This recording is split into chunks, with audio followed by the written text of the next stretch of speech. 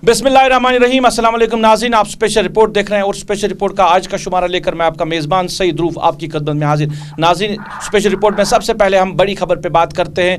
Political prisoners के हवाले से आए कई रोज़ से यहाँ पे इस तरह की बातें चल रही कि शायद ईद के पेश नज़र यहाँ पॉलिटिकल प्रिजनर्स को रिहा किया जाएगा, जिनमें बड़े लीडर से छोटे लीडर तक की बात की गई थी। महबूबा मुफ्ती से लेकर सजाद लोन की बात की गई थी। कुछ पॉलिटिकल लीडर्स को रिहा भी किया जा रहा है। मेरे सीनियर साथी हिलाल हांजूरी मेरे साथ इसी मुद्दे पर जुड़े हैं। हिलाल, क्या कुछ खबर है पॉलिटिकल प्रिजनर्स की रिहाई के हवाले से?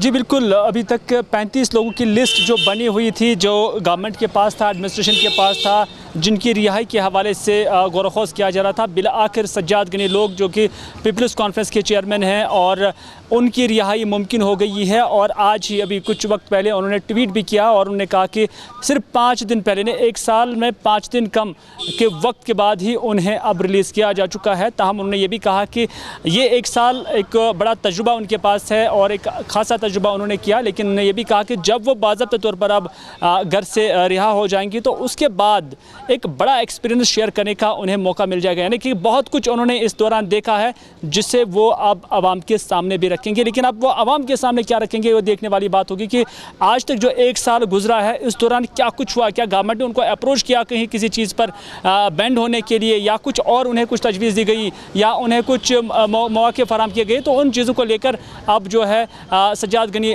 लोन ने कहा है कि वो अब आवाम में आ जाएंगे और इस हवाले से सभी डिटेल्स आवाम के सामने रखेंगे। फिलहाल मैं एक चीज़ जानना चाहूँगा, क्या जो पीडीपी सरपरस्त है उनकी रिहाई के हवाले से कोई खबर है? देखिए, उनकी रिहाई के हवाले से भी खबर थी, यानी महबूबा मुफ्ती के हवाले से भी जो 35 लोगों की लिस्ट जो बनाई जा रही थी तो उसमें उनका नाम भी शामिल था। एक्सपेक्ट था कि उन्हें भी आज रिहा किया जाएगा, लेकिन फिल वक्त तक उनकी रिहाई के हवाले से कोई कंफर्मेशन नहीं मिली है। हमने जो एडमिनिस्ट्रेशन में भी और उसके साथ साथ जो पीडीपी के ज़राए हैं उनसे भी जानने की कोशिश की थी कि क्या उन्हें किस तरह का कोई कॉल या गवर्नमेंट की तरफ से कोई अप्रोच इस तरह का हुआ है। तो हम उनका कहना है कि अभी तक इस हवाले से कुछ भी नहीं कहा गया है, लेकिन इतना ज़रूर है कि सिर्फ सज्जाद गनी लोन के बारे में सरकार ने भी उन्हें ऑफिशियली कन्वे किया कि अब वो घर में या घर से बाहर भी जा सकते हैं। वो अब वो रिहा है, अब वो डिटेन नहीं है। हिलाल, मैं एक चीज़ लास्ट में जानना चाहूँगा, जहाँ एक तरफ जो पॉलिटिकल लीडर्स यहाँ के हैं 5 अगस्त के पेश कई ऐसे लीडर्स को घर में नज़रबंद रखा गया, अब जिनकी रिहाई हो रही है, चाहे सजाद लोन की हम बात करें, क्या ये हाउस डिटेंशन में रहेंगे या इनको बाहर जाने का मौका दिया जाएगा? इस तरह की कोई खबर है? देखिए, जो सज्जाद गनी लोन साहब थे वो ऑलरेडी चर्च लेन में जो सरकारी कोठी उनकी है वहाँ पर थे। वो जेल में आज नहीं थे, बल्कि आज उन्हें घर में भी कहा गया है कि वो बाहर जा सकते हैं। एक बड़ा रिलीफ उनके लिए इसे तस्वुर किया जा सकता है। लेकिन दूसरी जानिब हम देख रहे हैं कि जहाँ 5 अगस्त नज़दीक आ रही हैं, कुछ पॉलिटिकल लीडर्स जिन्हें ये वाशकाब अल्फाज में कहा गया है कि वो इससे जो है कॉन्फिडेंशियल ही रखे, वो ज़्यादा इसका जो आवाम में इसकी पब्लिसिटी ना करे कि उन्हें बंद किया जाता है। ताहम इन्हें बंद किया गया है और अभी भी वो बंद ही है और उन्हें कहा गया है कि वो फ़िलहाल 5 अगस्त तक कोई एक्टिविटी जो है इस तरह की ना करे कि जिससे अमन को कोई खतरा होगा। फिलहाल आप हमारे साथ बने रहे। एक और मुद्दे पे कोविड-19 के हवाले से मैं आपसे बात करना चाहूँगा, क्योंकि सिचुएशन जो अभी कोविड-19 की बन रही है। हिलाल, मैं आपसे जानना चाहूँगा जो सूरत हाल अभी है कोविड-19 के हवाले से मुल्क भर के साथ साथ जम्मू कश्मीर की अगर हम हालात की बात करें, तादाद बढ़ रही है पॉजिटिव केसों की और अमवातें भी बहुत ज़्यादा हो रही है, तो क्या कहना चाहेंगे, किस तरह की सूरत हाल बनी है, क्या कुछ इस हवाले से आपका नज़रिया है? देखिए रूफ, अब इस हकीकत को हर किसी को तस्लीम कर लेना चाहिए कि अगर अब कोविड का मुकाबला करना है तो वो इंडिविजुअल लेवल पर करना है। और क्योंकि गवर्नमेंट लेवल पर अब इसका इलाज नज़र नहीं आ रहा है, क्योंकि गवर्नमेंट एक तरफ मार्केट्स को खोल रही है, दूसरी जानब जो एक्टिविटीज़ है उनको बढ़ावा दिया जा रहा है, और तीसरी जानब ये कहेंगे कि आप सोशल डिस्टेंस मेंटेन करो, और काफ़ी वक्त से सरकार ये कहती आई है मास्क का इस्तेमाल करो, और लोग इसका वायलेशन करें। तो यहाँ पर काफ़ी जो कम्युनिकेशन गैप है वो नज़र आ रहा है, और ये जो कम्युनिकेशन गैप हुआ है, जो कोऑपरेशन नहीं मिल रहा है आपस में, तो उसके नतीजे में क्या हुआ कि ये केसेस बढ़ रहे हैं, अमवात भी बढ़ रहे हैं, और उसके साथ साथ जो आए रोज़ तादाद है उसमें भी इजाफा देखने को मिल रहा है। इसलिए हर किसी इंडिविजुअल की ये जिम्मेदारी है कि वो अपने आप को प्रोटेक्ट करिए। अब आप पूरी सोसाइटी का ना सोचें, बल्कि आप अपने आप को देखिए कि आप कैसे प्रोटेक्ट रह सकते हैं। दूसरे नंबर पर फिर आपकी फैमिली कैसे आप उनको प्रोटेक्ट कर सकते हैं, क्योंकि अब हम उस स्टेज पे पहुँचे हैं जहाँ कम्युनिटी ट्रांसमिशन जिसे कहते हैं। हालांकि सरकार ने इसका कोई ऐलान नहीं किया, लेकिन आज की डेट में भी जब हम देख रहे हैं जो सैम्पल्स जो डॉक्टर साहिबान उठा रहे हैं, अगर वो सैम्पल्स रैंडमली उठाए जाएंगे तो उससे भी पता चलता है कि अभी सोसाइटी के अंदर ये वायरस वायरस जो है पूरी तरह से अपने जड़ जो है जमा चुका है और वहाँ से अब वापस निकलना बहुत मुश्किल हो रहा है। हिलाल, मैं एक चीज़ जानना चाहूँगा, आज यौम अरफा है, जुमतुल मुबारक है, आज भी मस्जिद व मेहराब बंद रहे, कल ईद उल अज़हा है। ईद के नमाज के हवाले से भी मैं आपसे जानना चाहूँगा किस तरह सरकार ने ऑर्डर्स जो दिए हैं, क्या कहीं ईद नमाज होगी, लोगों को जमा होने का मौका दिया जाएगा? देखिए रूफ, ईद की नमाज बाजमात अदा होना आज की डेट में भी मुश्किल लग रहा है, क्योंकि सरकार ने अब इस हवाले से बाज़ाब्ता हुक्मनामा जारी किया है कि कोई भी इज्तिमाई नमाज जो है वो अदा ईद नमाज के हवाले से ना की जाए। और उसके साथ साथ जहाँ तक कुर्बानी के गोश्त की तकसीम कारी का हम देखते हैं तो उस पर भी गवर्नमेंट की गाइडलाइंस है कि उसमें भी एहतियात बरता जाए, और ये बहुत ज़रूरी है आज की डेट में कि एहतियात बरतें। जब आप कोई फ़र्ज़ अदा कर रहे हैं तो उसके साथ साथ एक फ़र्ज़ आपका ये भी बन रहा है कि आप जो भी तकसीम कारी इस गोश्त की होगी, कुर्बानी की होगी, तो वहाँ पर एहतियाती तदाबीर अपनाए जाए साफ़ व शिफाफ तरीके से। और उसके साथ साथ जब आप किसी के घर जाएँ तो वहाँ पर क्या डिस्टेंस आपने मेंटेन रखना है, वहाँ पर क्या क्राइटेरिया आपने फॉलो करना है, वो चीज़ अब काफ़ी कंपलसरी बन चुका है। हिलाल, लास्ट में आपसे जानना चाहूँगा, जहाँ तादाद पॉजिटिव केसों की बढ़ रही है, वहाँ एक और चीज़ है कि कुछ जो पॉजिटिव लोग भी हैं जिनको टेस्ट जो है मस्बत भी आए हैं, वो लोग जो है उनको अब होम क्वारंटाइन करने की बात की जा रही है।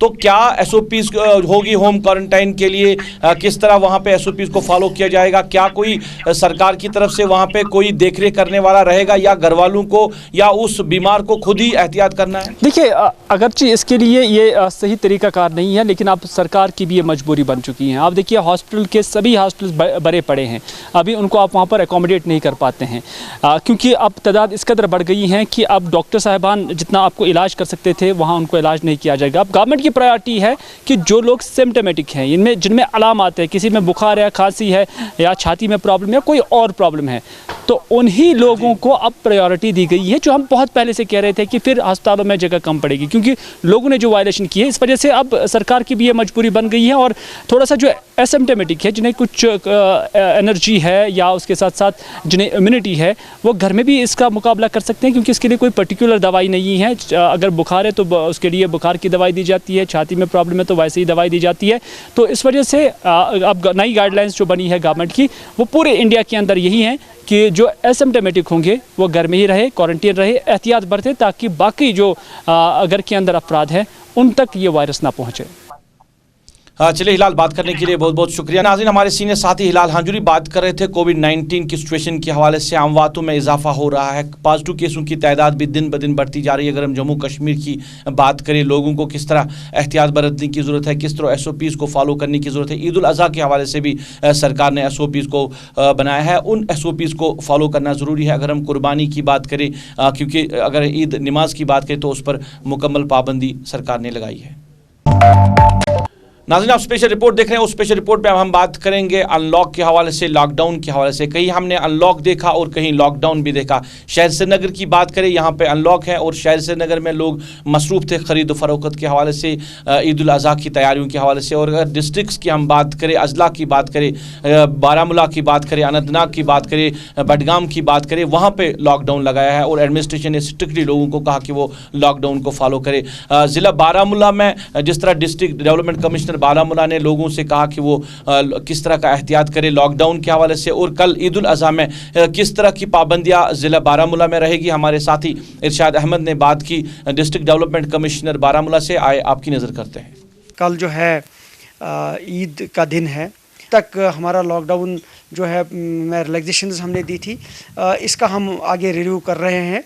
तो जो ही रिव्यू के बाद जो भी डिसीजन होगा, हम कोशिश करेंगे कि जो भी लोगों की बेहतरी के लिए होगा, बीमारी को टैकल करने और बीमारी का मुकाबला करने के लिए जो भी तदाबीर लिए जाएंगे, उन पे जो है एक बाज़ाब्ता रिव्यू करके एक डिसीजन लिया जाएगा। फ़िलहाल मैं यही चाहूँगा कि लोग जो है ईद की खुशी मनाएं, और ईद की खुशी मनाते मनाते जो है वो एहतियात करें, और कोरोना के जितने उससे रिलेटेड एडवाइजरीज़ हैं और SOPs पे उनके अमल करें। देखिए, अभी तो हमने आज जो है कल तक हमने जो है मार्केट पूरे दुकानदारों को जो है दुकानें खोलने की इजाज़त दी थी, लेकिन आज हमने ईद के मद्देनज़र एसेंशियल कमोडिटीज़ को और जो ख़ास तौर से ईद के हवाले से दुकानदार हजरात हैं, जैसे बेकरी वाले हैं, गोश्त वाले हैं, इसी तरीके से सब्ज़ी फरोश हैं या जो दूध बेचने वाले हैं, उनको हमने अलाउ किया हुआ है आज भी, और उनके इन्हीं दुकानदारों को जो है कल भी अलाउ किया जाएगा।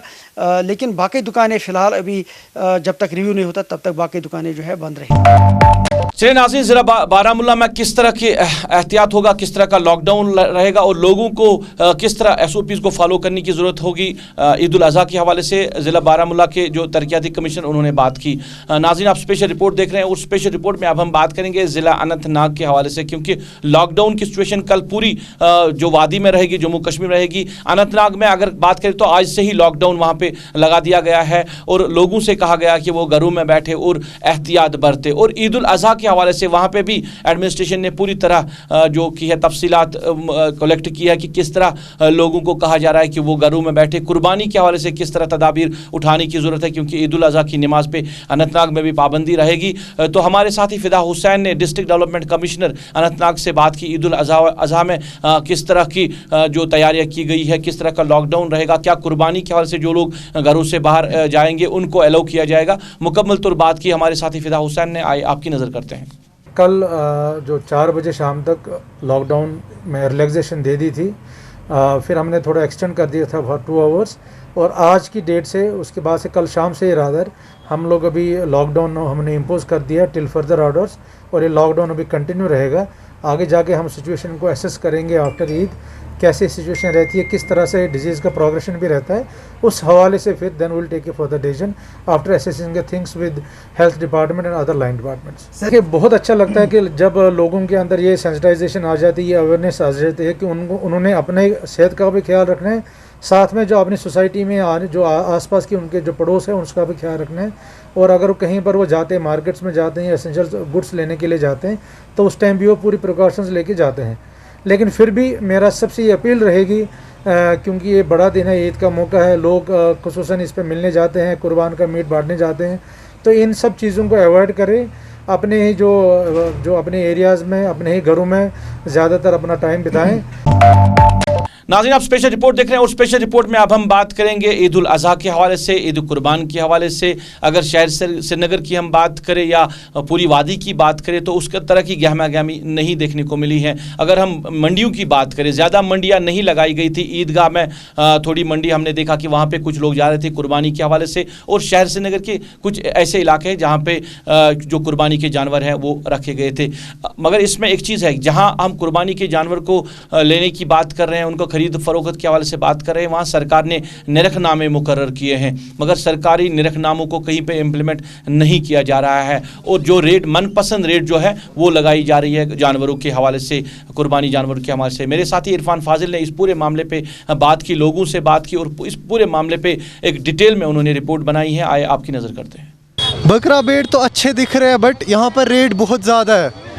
मतलब इसका ये बता रहा है 310, अगर हम देखेंगे इस हिसाब से तो ये बहुत ज़्यादा रेट है, बहुत ज़्यादा मार्केट हाई है अभी, और बेड मिल भी नहीं रहे। बस हम नौगाम से आए, यहाँ पर एक जगह हमें मिले बस। बात अगर करें जो सरकार ने रेट रखे हैं 230 रुपये, 240 रुपये, क्या वैसा मिल रहा है कि नहीं मिल रहा है? वैसा बहुत मुश्किल से मिल रहा है। हमें तो कल मिला था एक जगह, बट तब से यहाँ तक अभी तक कहीं नहीं मिला। कोई टीम वगैरह आपने देखी यहाँ जो आई है, जो जाँच कर रही है? नहीं, कोई भी नहीं। यहाँ पर जिसको जो मर्जी हो रही है वो रेट लगा रही है। समझ नहीं आ रहा है। माल तो है, मुझे लग रहा है शायद इन्होंने माल उतारा नहीं है यहाँ, और पैसे की भी तो किल्लत हो गई, इतने टाइम से लॉकडाउन है। एडमिनिस्ट्रेशन, स्टेट एडमिनिस्ट्रेशन जो दावा कर रही है कि हमने मार्केट में रेट फिक्स करके रखे हैं, रेट लिस्ट निकाले हैं, चाहे उसमें डायरेक्टर फूड की इन्वॉल्वमेंट भी है, क्योंकि वो इसके साथ मुंसलिक है वो डिपार्टमेंट, लेकिन बाज़ार में न एडमिनिस्ट्रेशन का कोई नाम निशान मिलता है। जो उन्होंने रेट्स निकाले हैं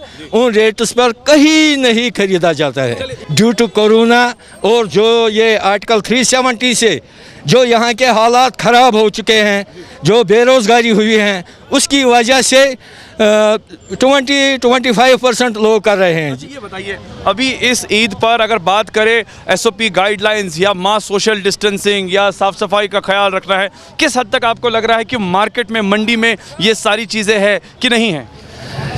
ये तो सब कुछ डिपेंड रहता है। जो गवर्नमेंट जितनी अवेयरनेस टीम्स निकाले, जितनी अवेयरनेस लोगों में आए, तो उस हिसाब से वो एहतियात बरतेंगे। लोगों की भी बहुत सारी जिम्मेदारी हैं, वो भी एहतियात कर रहे हैं, लेकिन जो हेल्थ डिपार्टमेंट हैं, जो उनके साथ रिलेटेड डिपार्टमेंट हैं, उनका कोई रोल ही नज़र नहीं आता है। बकरा ईद के मौके पर ग्राउंड जीरो से रिपोर्टिंग, और साथ ही साथ कहे तो जी हाँ, भेड़ के साथ साथ खरीदने वाले का हाल बेहाल है। हमने देखा कि ज़मीनी सतह पर जो रेट है वो कुछ अलग ही है। लोगों का मानना है सरकार ने 230-240 तय तो कर दिया, मगर ज़मीनी सतह पर 300 और 340 तक रेट पहुंच चुकी है। ग्राउंड पर टीम्स और जी हाँ एनफोर्समेंट विंग्स दिखाई नहीं दे रही है, जिसकी वजह से आम लोग परेशान हैं। लोगों का ये भी मानना है कि कोरोना वायरस की मार है, सोशल डिस्टेंसिंग और मास्क पहन के ख़रीदारी करनी है। कहीं कहीं जगह पर लापरवाही भी खूब बढ़ती जा रही है। तो कह सकते हैं कि बकरा ईद है, और बकरा ईद के साथ साथ जिस तरीके से ईद कुर्बानी करनी है मुसलमान पे फ़र्ज़ है, मगर ज़मीनी सतह पर काफ़ी सारी चीज़ों की किल्लत दिखाई दे रही है। लोगों का ये भी मानना है कि सरकार आए रोज़ बड़े बड़े दावे बुलंद तो करती है, मगर ज़मीनी सतह पर वो बिल्कुल दिखाई नहीं देते हैं। और ख़ास तौर पर इस वक्त हम कह सकते हैं कोरोना की मार के साथ साथ बकरा मंडी में भी मार है। विद वीडियो जर्नलिस्ट समीर वानी के साथ सईद इरफान फाजिल, गुलिस्तान न्यूज़, JK 24/7 कश्मीर। नाज़रीन, इरफान फाजिल को आपने सुना किस तरह ईद कुर्बान के हवाले से लोगों की शिकायत रही है कि रेट जो है मनमानी रेट है, मगर दूसरी तरफ जो इस बिज़नेस के साथ मुंसलिक लोग हैं उन्होंने कहा कि अगर सरकार ने नरखनामे मुकर्रर किए तो उन नरखनामों पे उनको भी माल मिलना चाहिए, मतलब जानवर मिलने चाहिए, कुर्बानी के जानवर। कहीं ना कहीं इसको हायर लेवल पर बात उठाने की ज़रूरत है, क्योंकि मंडियों से ही रेट जो है वो काफ़ी ज़्यादा मिल रही है। नाज़रीन, आप स्पेशल रिपोर्ट देख रहे हैं, और स्पेशल रिपोर्ट में अब हम बात करेंगे जम्मू कश्मीर में तामीर व तरक्की के हवाले से। सरकार के वादे तामीर व तरक्की के हवाले से जो भी सरकारें बनी हैं उन्होंने कहा कि तामीर व तरक्की का जाल बिछाया जा रहा है जम्मू कश्मीर में, मगर कुछ ऐसे भी प्रोजेक्ट साथ में लिए गए हैं शायद जो नामुकम्मल है, जिन पे काम नहीं हो पाया है, और बड़ी अहमियत के हामिल इन प्रोजेक्ट्स हैं यहाँ के लोगों के लिए। अगर हम टंगमर्ग इलाके की बात करें, ज़िला बारामूला का टंगमर्ग इलाका, वहाँ पर मिनी सेक्रेटरीट का जो फाउंडेशन स्टोन साल 2012 में उस वक्त के वज़ीर आला उमर अब्दुल्ला ने रखा था, और अभी 8 साल गुजर गए हैं, मुकम्मल तौर काम नहीं हो पाया है। ढांचा खड़ा किया गया है, मिनी सेक्रेटरीट का पैसा वागुजार था। क्या कुछ लोगों की शिकायत है, इस हवाले से हमारे साथी इशफाक अहमद ने वहाँ के लोगों से बात की। आए आपकी नज़र करते हैं। 2012 में उमर अब्दुल्ला साहब ने इसका मिनी सेक्रेटरीट का संगी बुनियाद रखा था। उनके साथ 4 मिनिस्टर साहिबान और थे, हमारे गुलाम हसन मीर साहब भी थे। 2012 में इसके अलावा और 2 मिनी सेक्रेटरीटों का संगी बुनियाद भी रखा गया, कोलगाम में और गांधरबल में, जो कि कुछ सालों से आज फंक्शन कर रहे हैं, उनका काम चल रहा है। लेकिन पता नहीं क्या प्रॉब्लम है, क्या वजूहात है कि अभी तक ये ऐसा ही रुका पड़ा है। करोड़ों रुपया गवर्नमेंट ने इस पर खर्च किया, लेकिन किस बुनियाद पर, किस सियासी मसला, क्या मसला बन गया कि काम ऐसे ही रुका पड़ा है। यहाँ पर जो कि गुलमर्ग कॉन्स्टिट्यूएंसी के लोग हैं, बहुत मुश्किलात का सामना करना पड़ता है इनको। आप देखिए, हमारे जो दफातर यहाँ पर है, चंदीलोरा में फंक्शन कर रहे हैं इस वक्त, काजीपुरा में है, गुलमर्ग रोड पर हैं, काफ़ी मुश्किलात का सामना करना पड़ता है। हमारे SDM साहब वो भी वाइल्ड लाइफ की हट में अपना ऑफिस वर्किंग उनका जो है वो वाइल्ड लाइफ में है। ये तो बहुत ही शर्म की बात है। इसलिए हमारी गुजारिश है यूटी गवर्नमेंट इस वक्त है, गवर्नर साहब से और हमारे होम मिनिस्टर साहब से मेहरबानी करके पूरी तौर इसका काम सेक्रेटरी बनोक तम सात 2012 मज दुक सही बुनियाद पान पे अजुक तम तैयार गसान ये दफ्तर यम बिचार SDM पान वाइल्ड लाइफ महकमस मज बाकी GDA तहसीलदार GDA दफ्तर मज इथे पे बिखरेम दफ्तर यह वेटनरी साइड इरीगेशन हपर किन कजपुर किन। अगर मिनी सेक्रेटरी तैयार है तम लोग यह करोड़ बुद्रो की बहुत गुजारिश करान गवर्नर साहबस कि अगर पन्नस मुशीर सोजान योर मौकस पे तम दिन मौकस पे नजर ये क्या हिसाब कत रुपये गम खर्च कित पे उदूर रोदमुत यम जन पोस दिवान किरायस दफ्तर किराय तमें पोस लगान ये वनस ग यह तैयार बहुत गुजारिश कर सिर्फ गवर्नर साहब सूजन पन्नस बशीरस अकिस योर सह दी पान मौके पर नजर।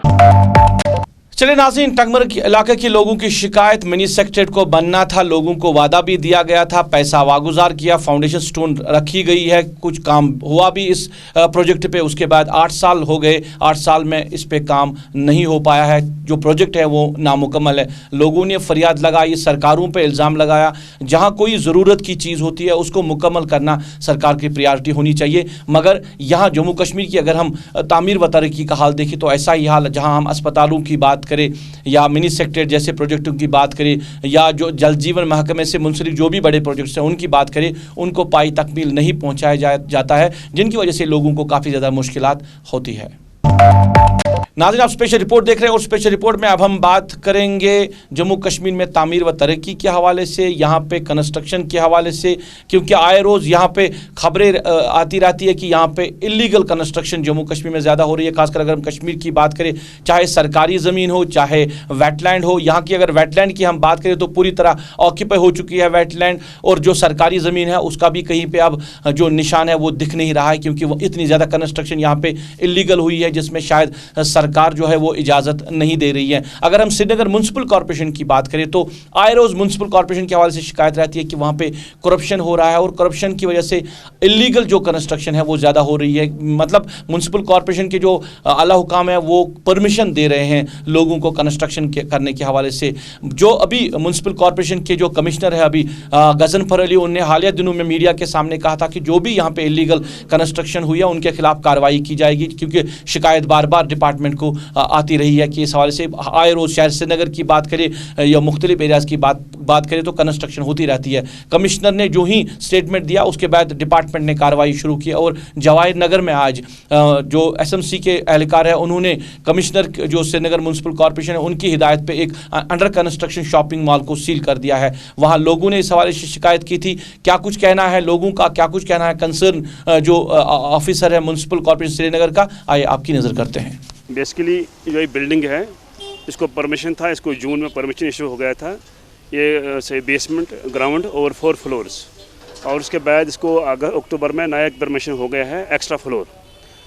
तो फिर यहाँ जब ये काम हो गया था, शुरू हो गया था कोविड के बाद नवंबर में, अक्टूबर नवंबर में, तो यहाँ हमसायों की हमें यहाँ कंप्लेंट आ गई है कुछ 5-10-15 दिन पहले। तो इसमें इन्होंने ये कहा कि भाई ये जो यहाँ पर ये एक्स्ट्रा फ्लोर वाली बिल्डिंग जो बन रही है ये तो कॉलोनी के खिलाफ है, क्योंकि यहाँ पर सिर्फ जो बिल्डिंग है वो इतनी हाइट की नहीं है, और दूसरा ये कारण है इसमें वायलेशन की है। और फिर कमिश्नर ने एक टेक्निकल टीम बनाई है, कॉरपोरेशन की, इसमें जॉइंट कमिश्नर प्लानिंग थे। जॉइंट कमिश्नर प्लानिंग ने यहाँ वो खुद आके इसमें बाज़ाब्ता इसका मेजरमेंट किया है, और जब मेजरमेंट किया इसको लगा कि यहाँ इसमें फ्लोर में वायलेशन हो गई है, और फ्लोर को वायलेशन लेके उसने कहा कि इसने अपना रिपोर्ट दी थी कमिश्नर को, फ्लोर की वायलेशन हो गई है एक्स्ट्रा जो फ्लोर से बनाए हैं। तो एक तो उस बिना पर इसकी बाज़ाब्ता ये एविडेंस ऑर्डर पहले निकला है, तो इसमें इसने इंक्वायरी कमेटी बनाई है कमिश्नर ने, तो तब तक इसको ये कहा गया कि भाई अब काम मना करो। लेकिन कुछ ये 20 तारीख को इसका ये एविडेंस ऑर्डर आया है, 20 तारीख को, 20 इस मंथ को, ये मंथ जो चल रहा है जुलाई। लेकिन फिर इस पार्टी ने फिर दोबारा काम शुरू किया एविडेंस ऑर्डर होने के बावजूद भी। तो यहाँ पर जो एडिशनल जो हाउस होल्डर्स ने ऑब्जेक्ट किया है इस भाई अगर एविडेंस ऑर्डर है तो ये काम ऐसे कैसे शुरू किया है, तो इस बिना पर हम इसको सील कर रहे हैं। इस पर इंक्वायरी बैठी है ताकि देखिए कि कहाँ वायलेशन हो गया, कितना वायलेशन हो गया है, एक्सेप्टेबल है ना एक्सेप्टेबल है, इसकी बाज़ाब्ता कार्रवाई की जाएगी। चलिए, शहर श्रीनगर में इलीगल कंस्ट्रक्शन के हवाले से श्रीनगर म्युनिसिपल कॉर्पोरेशन ने इकदाम उठाए हैं और जवाहिर नगर में जिस तरह एक अंडर कंस्ट्रक्शन जो एक मॉल है उसको सील भी कर दिया गया है। लोगों की शिकायत इस हवाले से बहुत ज़्यादा आ रही थी और कई इलाकों से भी शिकायतें आ रही कि अंडर कंस्ट्रक्शन हो रही है। अब श्रीनगर म्युनिसिपल कॉर्पोरेशन के जो कमिश्नर हैं उन्होंने हालिया दिनों में कहा था कि जो भी लोग इसमें मुलव्वस हो गए इलीगल कंस्ट्रक्शन में उनके खिलाफ कार्रवाई की जाएगी। नाज़रीन, आज की स्पेशल रिपोर्ट में बस इतना ही। मुझे मेरी पूरी टीम के साथ, मेरे कैमरा पर्सन आबिद कादिर, मेरे ऑनलाइन एडिटर साहिल मजीद के साथ दीजिए इजाज़त। आप अपना ख्याल रखें, हमें दुआओं में याद रखें।